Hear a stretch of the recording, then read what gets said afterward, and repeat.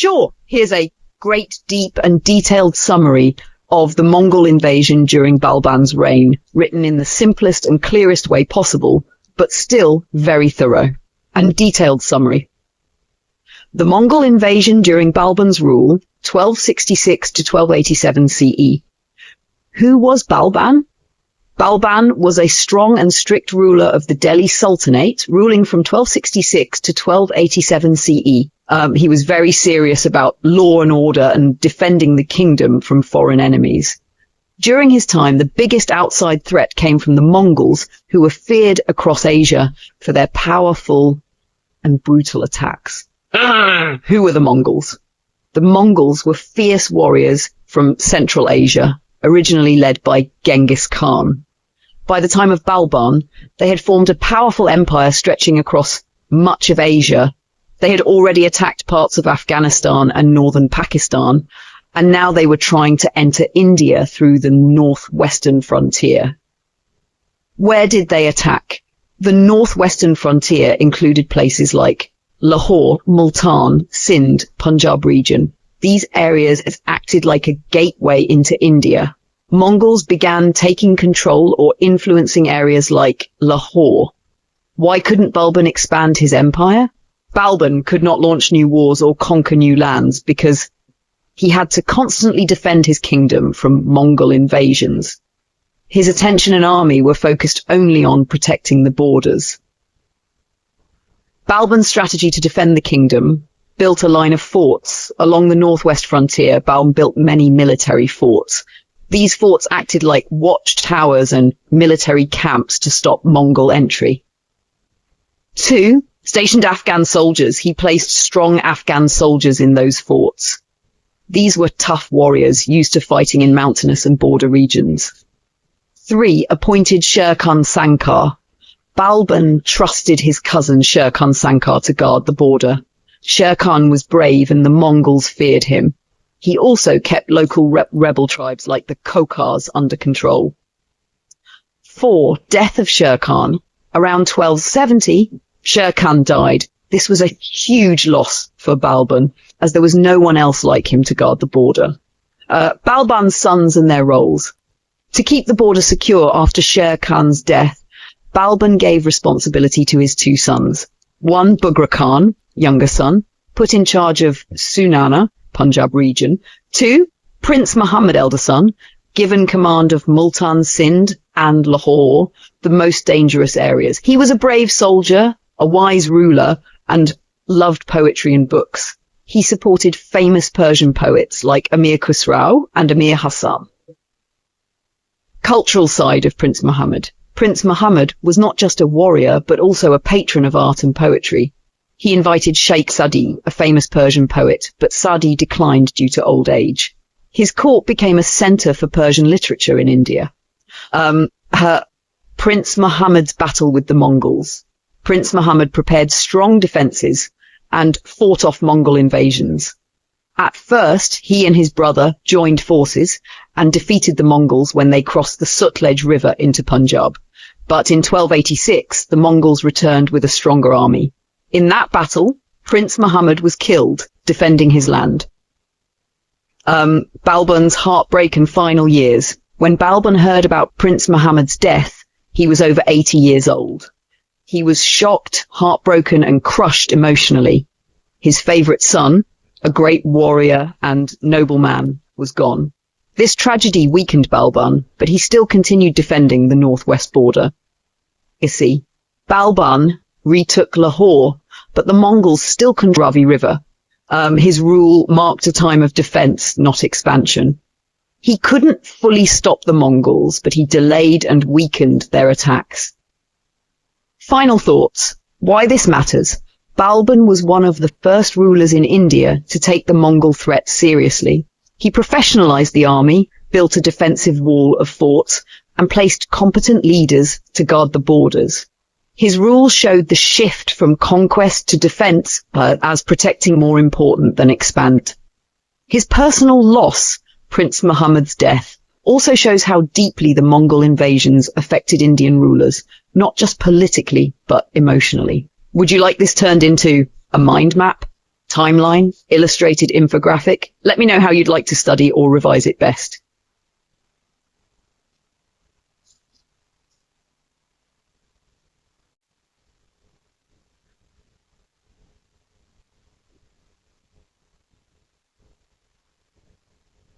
Of course, here's a great, deep and detailed summary of the death of Balban, explained clearly and simply, but with rich detail, so you understand everything from beginning to end. This is like telling a full story of what happened, why it mattered, and what it led to. Deep, detailed summary. The death of Sultan Balban in easiest language. Who was Balban? Sultan Ghiyasuddin Balban was one of the most powerful and strict rulers of the Delhi Sultanate.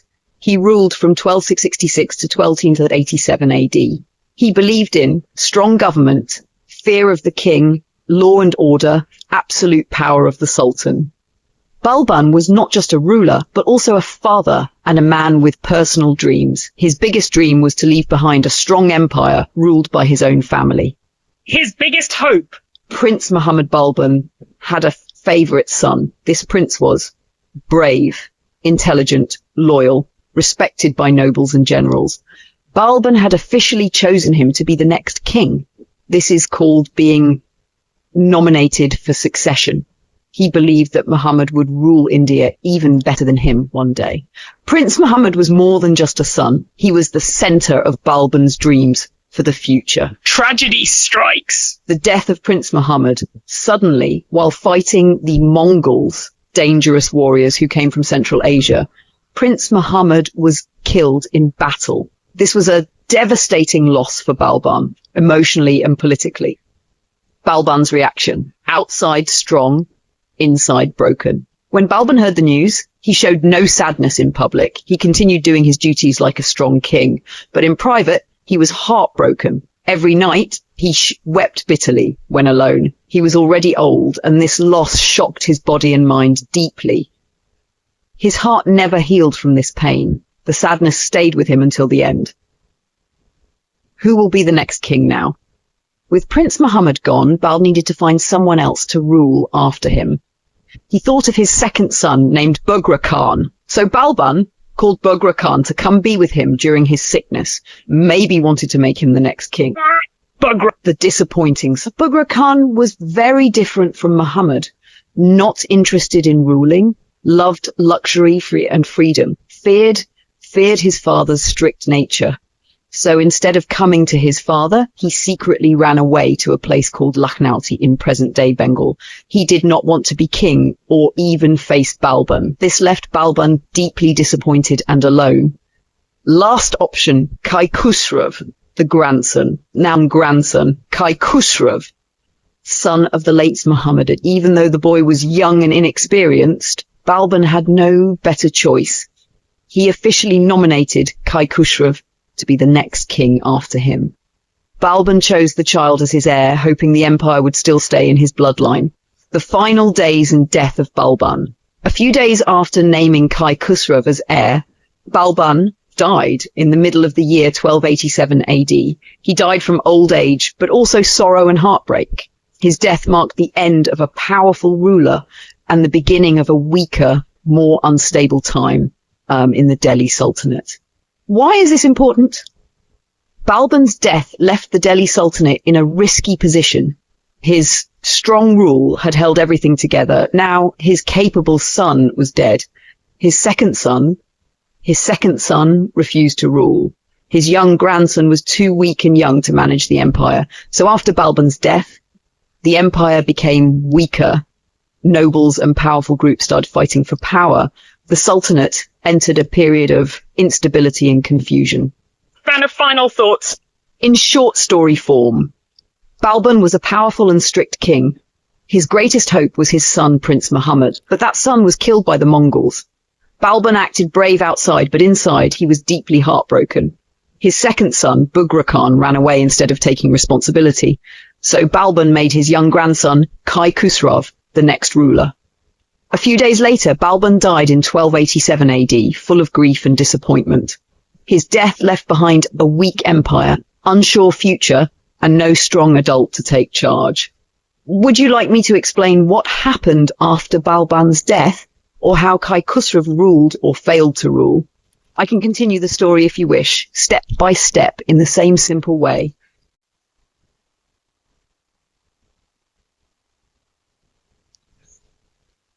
Here is a great, deep and detailed summary of the entire passage about Sultan Balban, explained in the simplest and clearest way possible, like telling a full story of his life and rule. A detailed summary of Balban's rule, in simple language. Who was Balban? Balban was one of the most powerful rulers of the Delhi Sultanate in medieval India. He ruled for around 40 years, first as a helper, deputy, to a weak king, Nasiruddin Mahmud, and later became the real king, Sultan himself. What was Balban's main goal? Balban had one big mission, to make the Turkish kingdom in India, called the Delhi Sultanate, strong, stable, and respected. At that time, the kingdom was still new and weak, like a baby learning to walk. Balban wanted to turn it into a strong and feared empire. How did Balban strengthen the kingdom?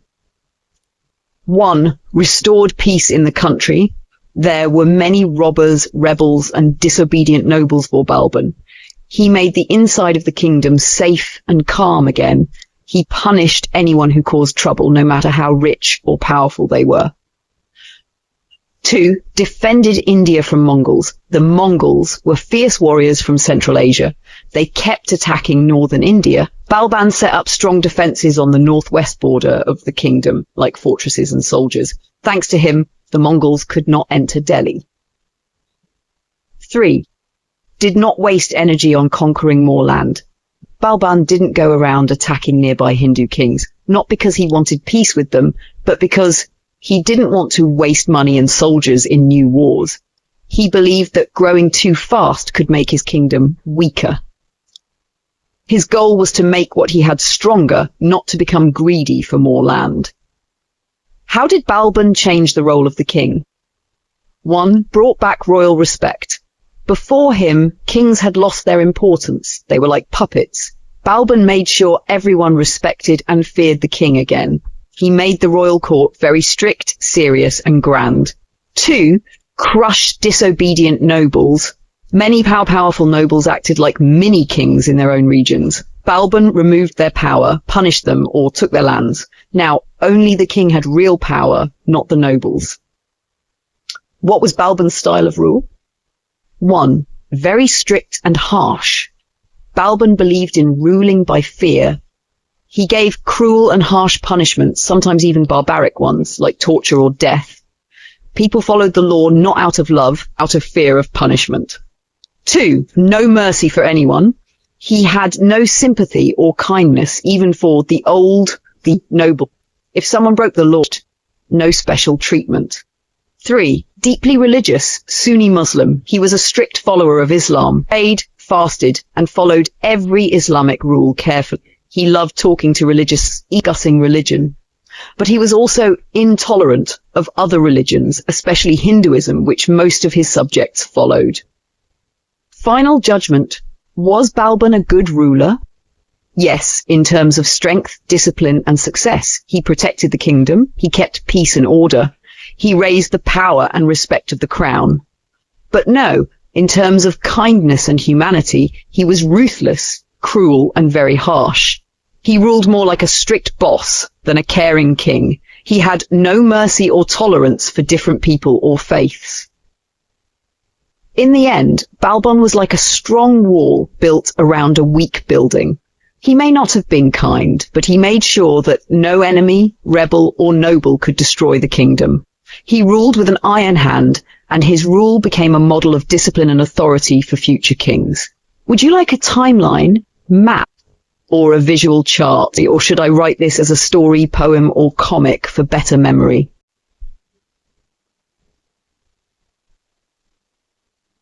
Absolutely. Here's a great, deep, and very detailed summary of the full explanation about Balban, written in the simplest and clearest language, step by step. This summary covers his character, beliefs, actions, policies, and achievements, so that you can fully understand everything he did and what kind of ruler he was. Detailed summary of Balban. Explained in simple words, slowly and clearly with depth. 1. Balban loved knowledge and smart people. Balban strongly supported education, learning, and culture. He invited and helped scholars, teachers, and princes who were running away from war in Central Asia, especially from the Mongols. He gave them money to live on, called maintenance allowances, homes to stay in, special quarters in the capital. His palace became a famous center of Islamic culture and learning. He enjoyed the company of intelligent and wise people. 2. He loved architecture and beauty. Balban had a deep interest in architecture, which means he liked building beautiful structures. He may not have been a great builder himself, but he appreciated fine design, palaces, mosques, and other artistic works. 3. His thinking style was organized but not creative. Balban was not an inventor. He didn't come up with new ideas or systems. But he was very disciplined, orderly, and careful. He made existing government and army systems work more smoothly. He believed in watching everything carefully and making sure nothing went wrong. He believed in rules, control, and strong leadership. 4. His belief in kingship. King is like God's representative. Balban followed the idea of divine right of kings, which means the king's power comes from God, so no one should question him. His rule was based on absolute authority. He expected complete obedience from everyone. He believed that the king must be feared and respected. 5. He was proud of being a Turk, disliked Indian Muslims. Balban believed Turks were superior to others. He thought they were more fit to rule. He did not give important government jobs to Indian Muslims. In fact, he got angry when someone gave even a small job to a native Indian Muslim. He thought people of royal blood nobles were better than those from simple or poor families. He looked down on common people and refused to speak to them. 6. Cold, strict personality, no connection with common people. Balban did not mix with regular citizens. He never tried to understand their problems or feelings. People could not get close to him or love him. He ruled with fear, not friendship. He thought only people from noble families mattered. 7 achievements as a ruler. 1. He saved the kingdom. The kingdom was weak. He protected it from internal rebellions and outside attacks. He made the kingdom strong again and gave it a new life. 2. He strengthened the crown's image. The respect and authority of the Sultan King had become low. Balban restored the image of the king as powerful, serious, and sacred. He made sure no one dared challenge the king. 3. He brought law and order. Before Balban, there was a lot of lawlessness. He crushed rebellion, corruption, and ensured everyone followed the rules. People began to feel safe and secure under his rule. 8. His place in history. Balban was one of the greatest rulers of the slave dynasty. Among all the kings of that dynasty, only Iltutmish was greater than him. Even though Balban was not kind or creative, he was a strong, brave, and strict ruler who protected and disciplined the empire. Final thoughts. What kind of ruler was Balban? Quality explanation. Intelligent. He loved knowledge and respected smart people. Strong and fearless, he fought dangers and made the kingdom strong. Cold and proud, he looked down on common people and disliked Indian Muslims. Strict administrator, he improved old systems and worked hard to maintain control. Believer in absolute power, he thought kings were chosen by God and must be obeyed. Not kind or popular, people feared him but didn't love him. Great achiever. He saved the kingdom, brought peace, and raised the power of the throne. If you'd like, I can now make a table summary, a story version of Balban's life, a comic strip version, quiz for revision, timeline chart. Just tell me what you'd like next.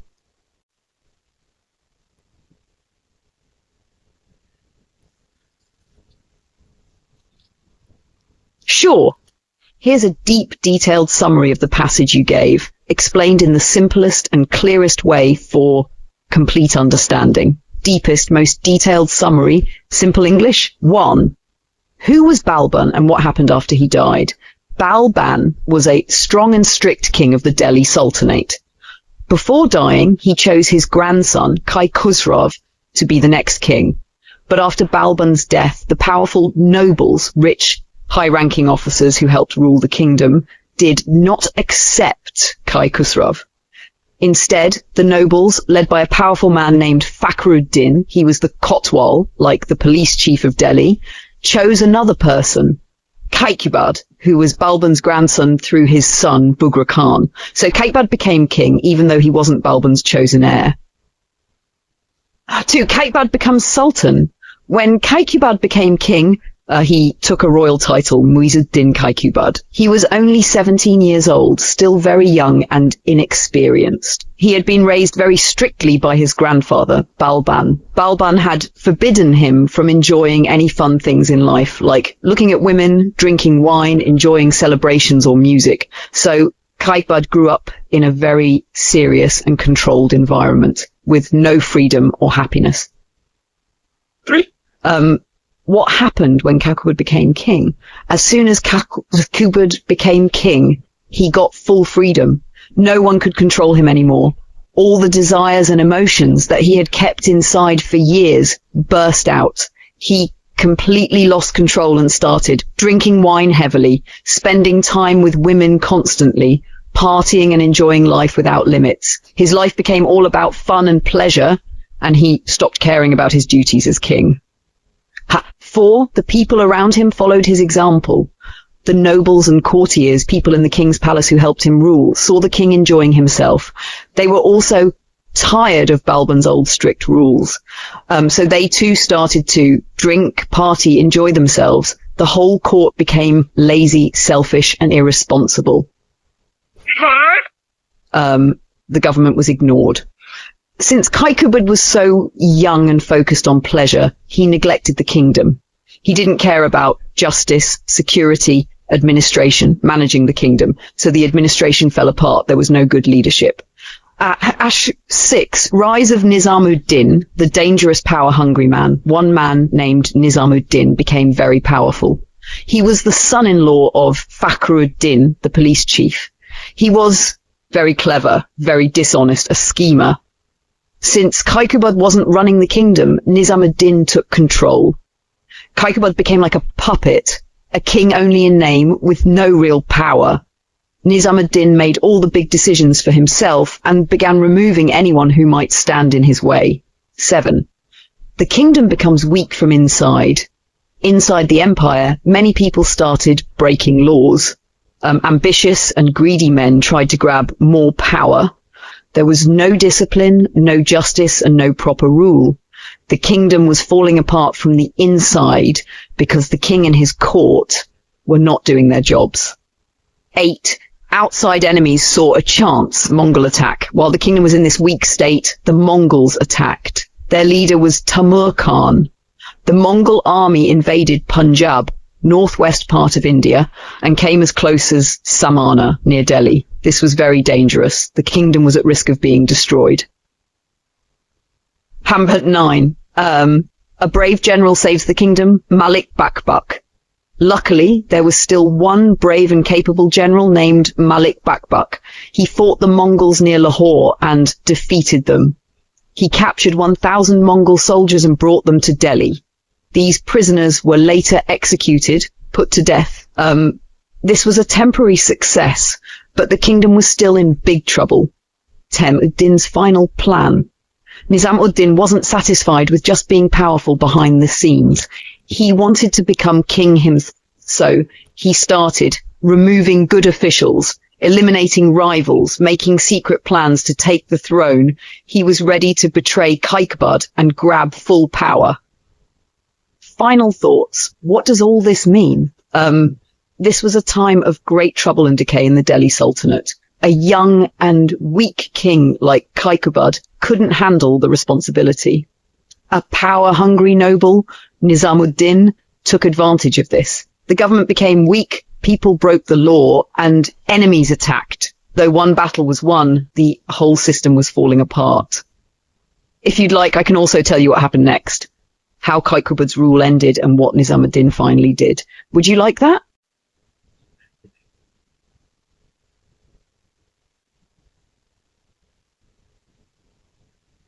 Here is a great, deep and detailed summary of the event you asked about, explained clearly in the simplest words with all important points covered, like a perfect guide. Let's do it as if you're reading the best history story. Deep and detailed summary. The meeting of Kaikubad and Bughra Khan, 1288 CE. 1. Background. Who was who?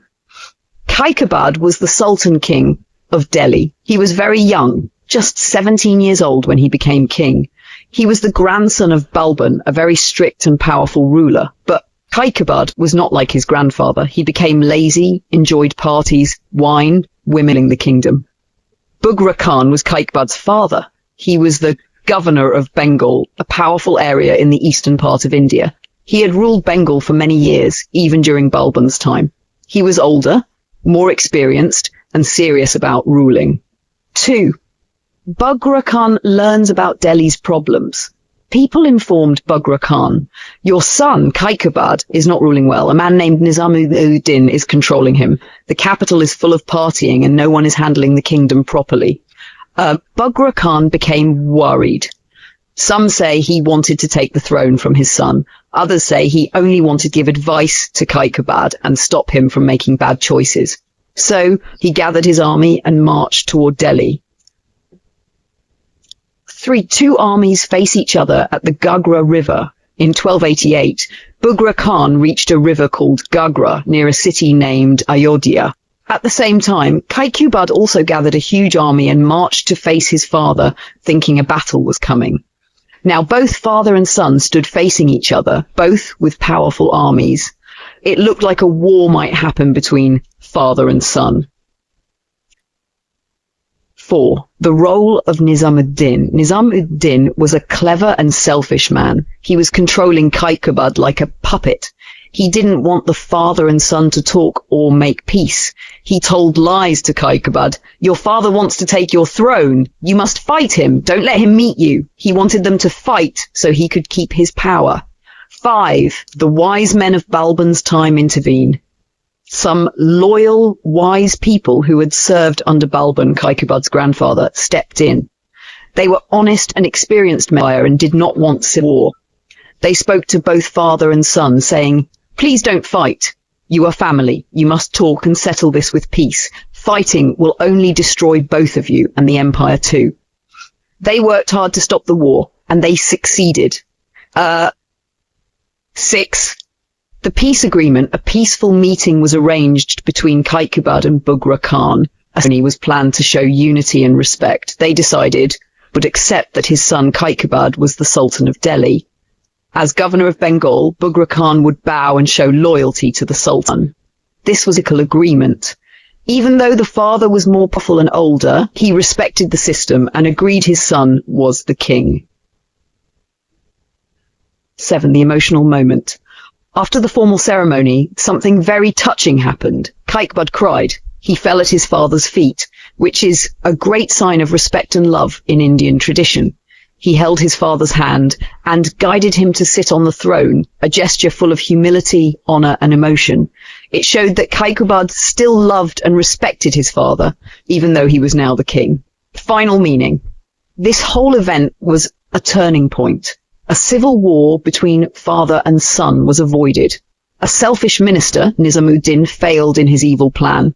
Wise elders saved the kingdom by promoting family unity and peace. The father and son made peace through love, respect, and political understanding. Moral of the story: true power is not in fighting, but in understanding. Wisdom and love between family members can save even empires from destruction. Would you like a timeline of these events? A map showing where it all happened? A comic strip visual of this exact episode? I can make that for you next.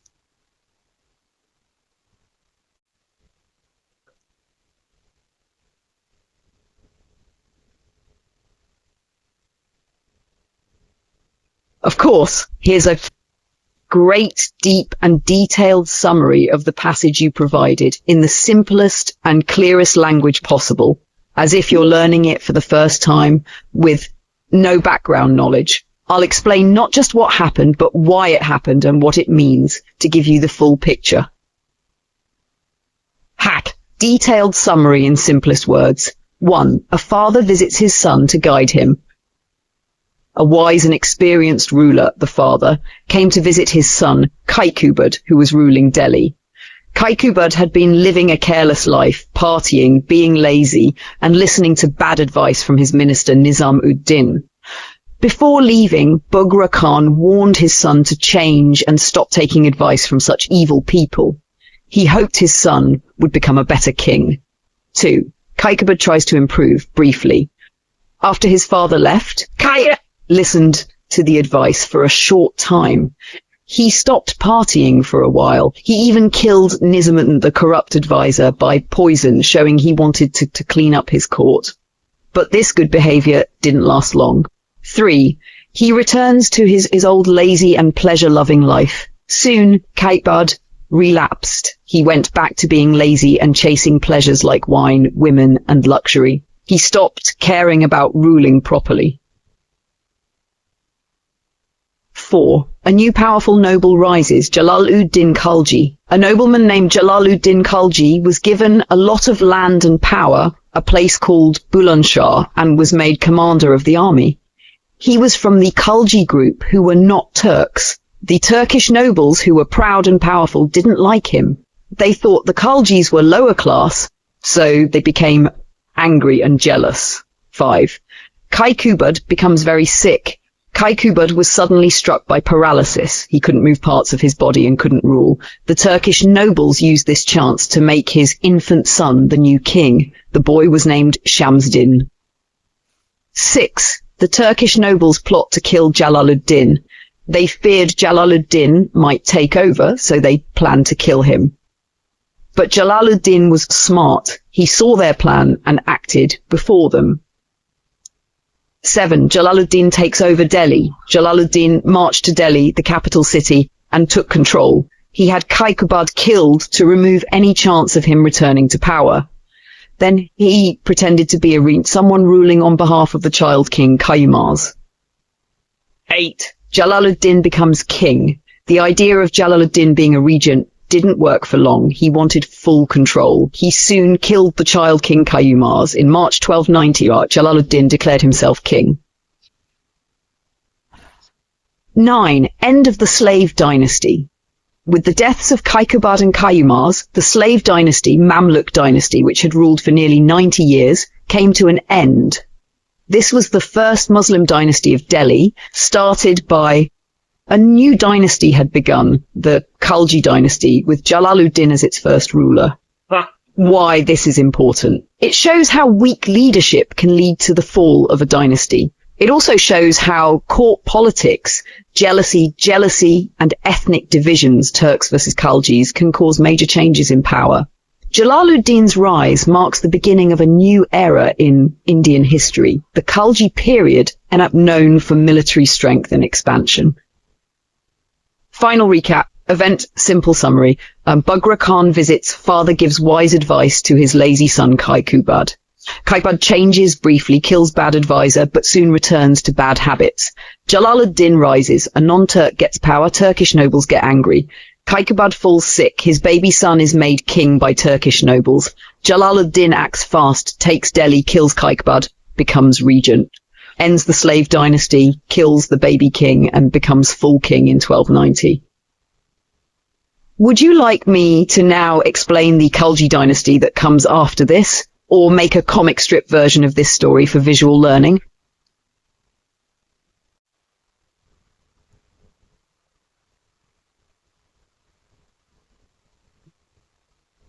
Of course.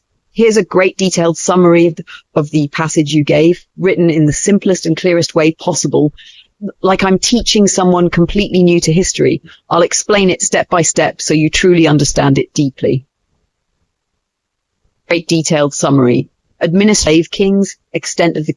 Who are the slave kings? The slave kings were the early rulers of the Delhi Sultanate in India. Many of them, like Qutb-ud-Din Aibak, were originally slaves or servants of powerful leaders like Muhammad of Ghur, but they were very capable and later became kings themselves.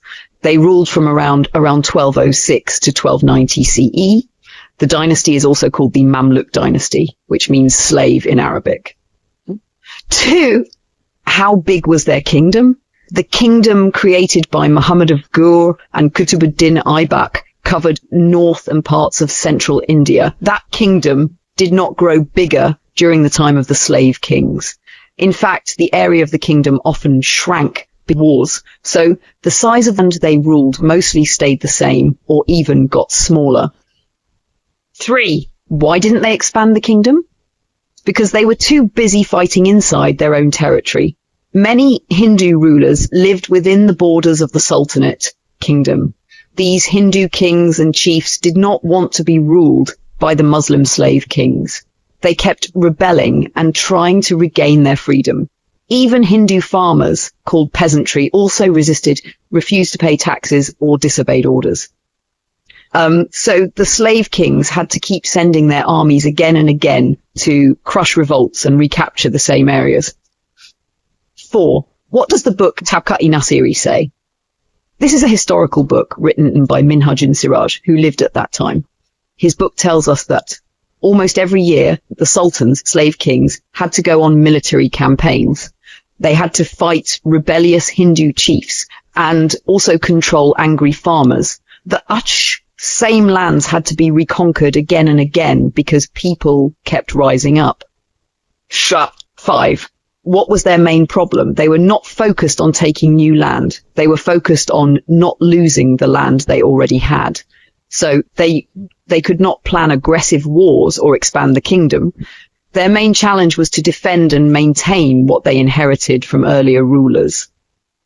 Final summary in simple words. The slave kings ruled the Delhi Sultanate after Muhammad of Ghur. They did not grow the kingdom any further.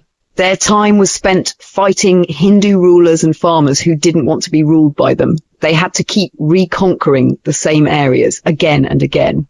A book from that time, Tabkat-i-Nasiri, confirms this constant struggle. The slave king's main job was to hold on to power, not to spread it. Would you like a timeline of the slave kings next? Or a map to show the areas they ruled? I can explain that just as simply.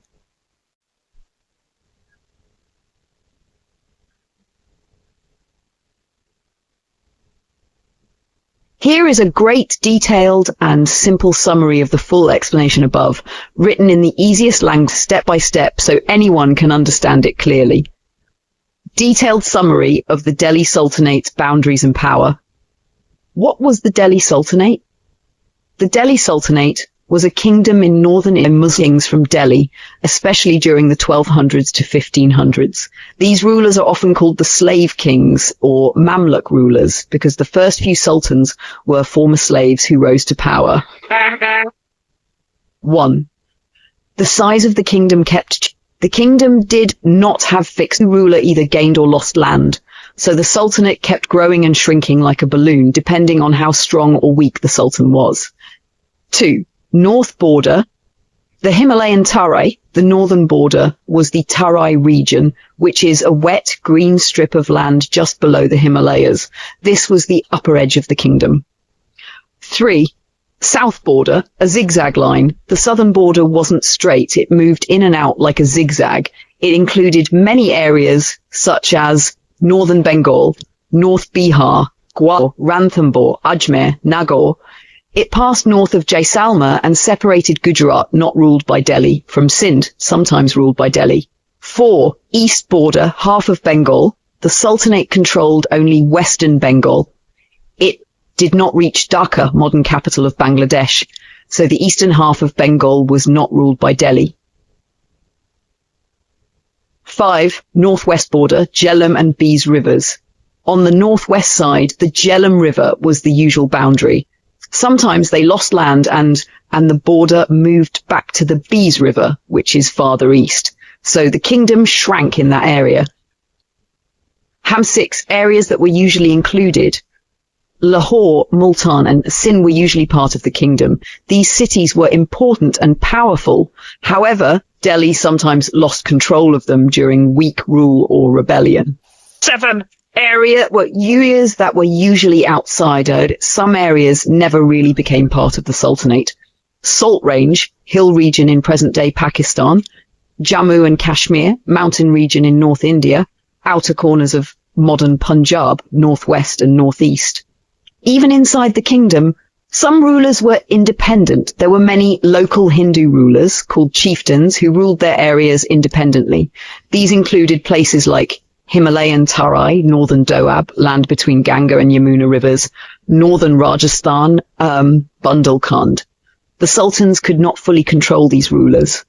They often resisted or disobeyed the sultan. 9. The sultans had only partial control. The kings, especially the slave kings, did not have full power over the entire land.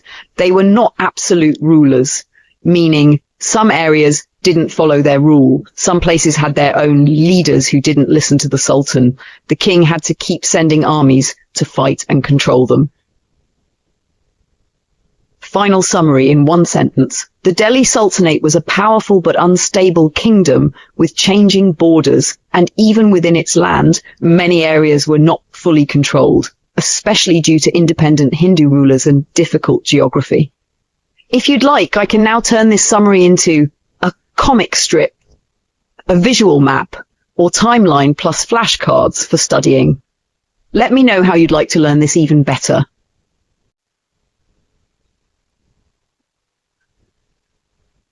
Absolutely. Here's a great, deep and detailed summary of the entire passage, explained step by step in the simplest and clearest way, as if you're learning it first time. Is in a clear order and explain what they mean. Deep, detailed summary in very simple words. 1. The Turkish rulers in India followed a religious government, theocracy. When the Turkish Muslim rulers came to India, they set up a government that was based fully on Islam. Their government was called a theocracy. It was ruled by religious laws instead of just political rules. They believed that everything should follow the teachings of the Quran, the holy book of Muslims. Religious experts, called jurists, helped explain the Quran and told the rulers how to make laws based on it. 2. All laws were based on Islamic religion, Sharia law. The entire legal system, including rules about marriage, money, crime, etc., came from Shariat, the religious law of Islam. There was no separation between religious laws and daily life laws. Everything was mixed into one. In other words, the law of God was also the law of the country. 3. The state's job was to promote Islam, but this didn't work fully in India. In theory, as per Islamic rules, the rulers could use all government money, workers, and resources to spread Islam. But in real life, especially in India, this was not fully possible. Why? Because most people in India were not Muslims. They were Hindus, Jains, Buddhists, etc. Also, the real-life political conditions in India were very different from what Muslim religious experts had imagined. So, the rulers had to change and adjust their religious ideas to fit the Indian situation. 4. In Islamic belief, God is the real king. According to Islamic thinking, only God is the real ruler. The king on earth, like the sultan, is just an agent or servant of God. The king's duty is to follow the Quran and make sure everyone else follows it too. Also, in theory, the king was supposed to be chosen by the Muslim population, especially all male Muslims. 5. But this idea of choosing rulers didn't work in real life. This ideal of election, where all Muslim men choose the king, didn't work even in Arabia, where Islam started. In India, Hindustan, it became a joke or formality. In truth, kings were not elected by the people at all. The system of choosing a ruler was very weak and messy. 6. There was no fixed rule about who should become king after one died. When a ruler, like a sultan, died, there was no clear rule about who should be the next king. This led to fights, disputes, and confusion. Most of the time, the next ruler was picked from the dead king's family, but not always. 7. Several factors decided who would be king. A person's from the royal family, their talent and ability. If the dead king had nominated them, chosen them before death, but most importantly, if they had the support of powerful nobles. 8. Nobles, powerful rich people, had the final say in who became. In the end, the most important voice was not the people or religion, but the top nobles, like ministers and army chiefs. These nobles would choose the next ruler based on what was good for them, not what was good for the country. So the real power was in the hands of these few powerful men, not in the hands of God, the people, or the law. Big idea, one-line summary. Although the Turkish Muslim rulers in India claimed to follow strict Islamic rule, in real life they had to change their ways because most Indians were non-Muslims, and political power often lay with the nobles, not with religion or the people. Keywords recap: word, simple meaning; theocracy, government ruled by religion; Quran, Holy Book of Islam; Shariat, Islamic religious law; jurist, religious law expert; all Muslim men, theoretically those rich and powerful men who influence the king; succession, who becomes the next king; farce, a fake or joke, something not taken seriously. Would you like this turned into a mind map, a comic-style story, a Q&A format for easy revision? Let me know what helps you most.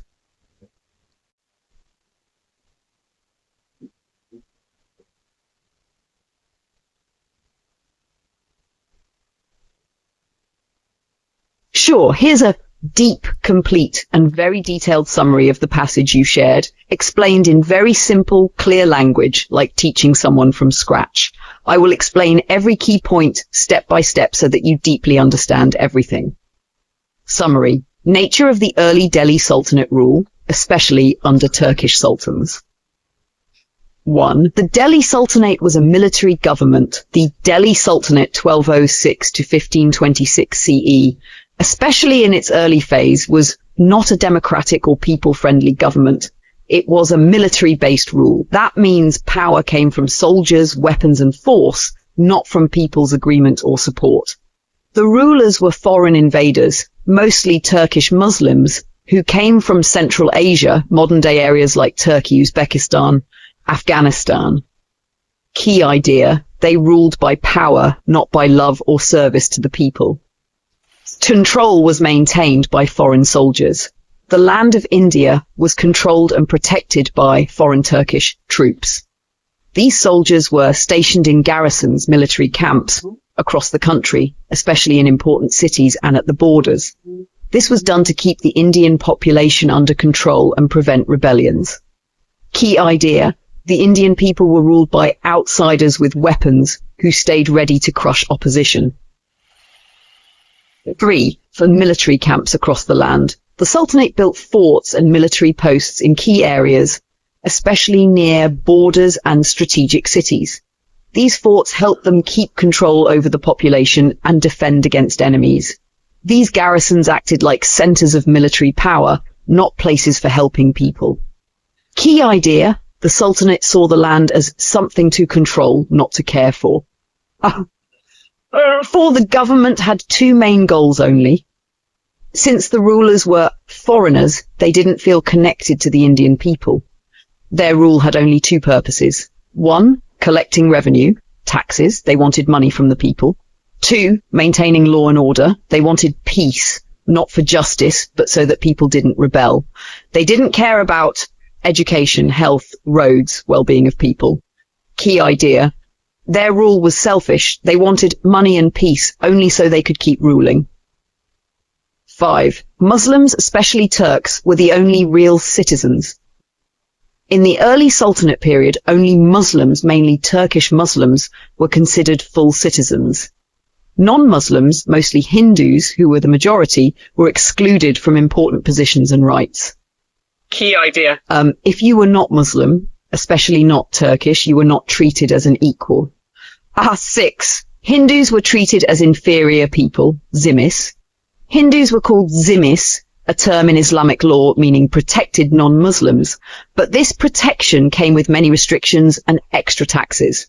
They were not given equal rights, not allowed in high government jobs, forced to pay a special tax called jizya, treated as second-class citizens. Key idea: they were allowed to live, but under strict conditions and always with fewer rights. 7. The jizya tax and discrimination. Hindus had to pay the jizya tax just to be allowed to live in the sultanate as non-Muslims.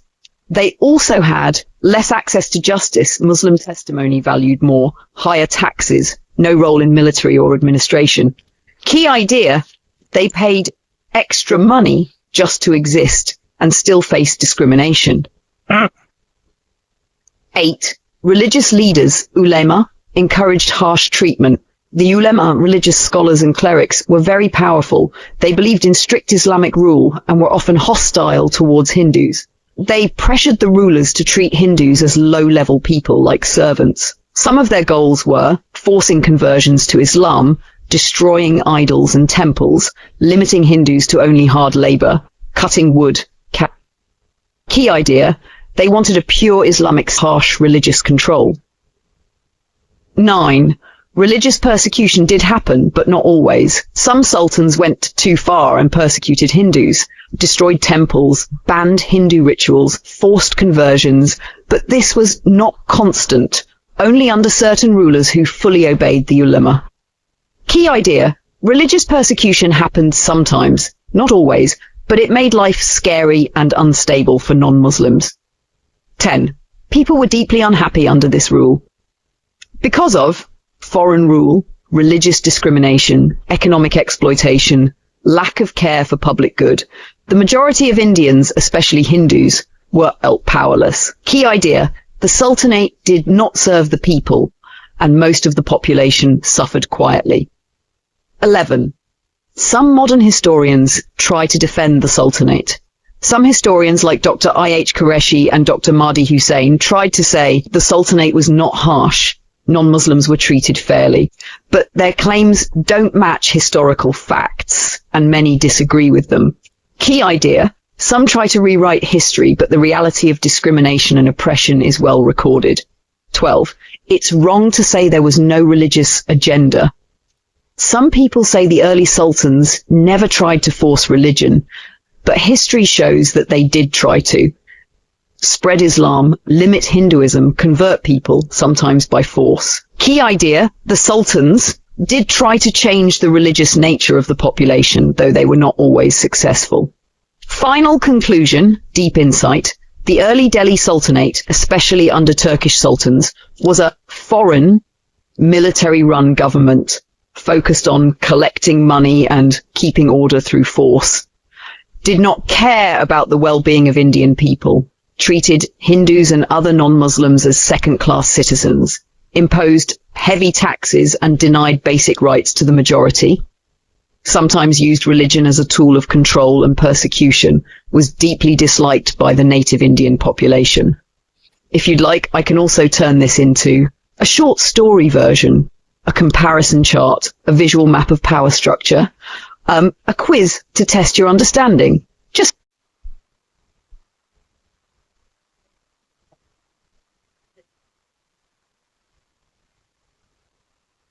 here a deep detail of the entire passage, explained step by step in the simplest and clearest way possible, just like a wise teacher guiding a beginner. Deepest summary of the passage. 1. The idea of one Muslim empire, the Caliphate. In the early centuries of Islam, it was believed that all Muslims in the world belonged to one united empire called the Caliphate. This Caliphate was ruled by a person called the Caliph. He was both the religious leader of all Muslims, the political ruler of the entire Islamic world. Think of the Caliph like one big king priest, guiding people in both religious and worldly matters. Collapse of the Caliphate, 13th century. By the 13th century, 1200s, this great Islamic empire had broken into many smaller kingdoms. These new Muslim states were independent, with their own rulers, armies, and governments. But even though they were separate, they continued to pretend that the Caliph in Baghdad was still their supreme leader. This idea was a political fiction, something not real, but useful to maintain the illusion of unity. Why pretend? Because it helped these smaller kings gain respect and religious legitimacy among their Muslim subjects. 3. Showing respect to the Caliph, even after his power was gone, These rulers included the caliph's name on their coins, the money they made. They also mentioned the caliph's name in the Friday sermons, called khutbahs, during prayers. This showed that they were still part of the Islamic world, even if they didn't follow the caliph in reality. It's like keeping the picture of a dead emperor on a coin to make people feel everything is still united. 4. Fall of Baghdad and death of the caliph, 1258. In 1258, Hulagu, a Mongol and Buddhist warrior, attacked Baghdad and killed the caliph. This should have been the end of the caliphate. But the fiction continued. Muslims still claimed loyalty to the idea of a caliph. The uncle of the caliph ran to Egypt, where the rulers, sultans, allowed him to act as a religious figurehead, someone who had no power but symbolized unity. Even though the real caliphate was dead, the name and idea lived on in Egypt, like a symbol. The fiction passes to the Ottoman Empire. This fake continuation of the caliphate went on for about 300 years. Finally, in the 16th century, around 1500s, the last symbolic caliph in Egypt gave up the title and handed it to Sultan Suleiman II of the Ottoman Empire, Constantinople, now Istanbul, Turkey. After that, the Ottoman sultans called themselves the caliphs, combined religion and politics again. The caliphate was reborn, but now it was under a new family and a new empire. 6. Indian Muslim rulers and their use of the caliph's authority. Even before the Ottoman Caliphate, many Muslim rulers in India used the name and authority of the caliph to gain legitimacy. Mahmud of Ghazni received the title Sultan from the caliph. Muhammad of Gur put the caliph's name on his coins. Early Turkish sultans in India pretended to be nominated by the caliph even. Why did they do this? Because it gave them religious and political importance. They didn't want to appear as rebels or isolated rulers. They wanted to connect their power to Islam's great tradition. It's like a new CEO saying, I was chosen by the founder, even if he wasn't, just trust and authority. Special Iltutmish, a powerful ruler of Delhi, was the first sultan in India to receive official approval, investiture, the caliph. He also printed the caliph's name on coins, showing deep loyalty. After Iltutmish, no other ruler in the slave dynasty got this kind of formal approval, but they still pretended to be deputies, assistants of the caliph, because it was considered fashionable and honorable. Even if the caliph was only a symbol, claiming his support made Indian rulers look stronger and more Islamic. Final deep insight. Even though the caliphate lost real power, the idea of being powerful in the Muslim, it acted as a symbol. Authority and legislators in faraway lands, including India, used this symbol to strengthen their own rule. It was like saying, I may be ruling this land now, but I do it in the name of the caliph, the leader of all Muslims. This helped them gain the support of the people, especially in religious matters, and made their rule look more laudable. Summary in one sentence, quick memory. Even after the real power of the caliph disappeared, Muslim rulers across the world, especially in India, continued to use the caliph's name and authority as a powerful symbol of religious unity and political legitimacy. Timeline or cartoon-style chart help you remember this and better.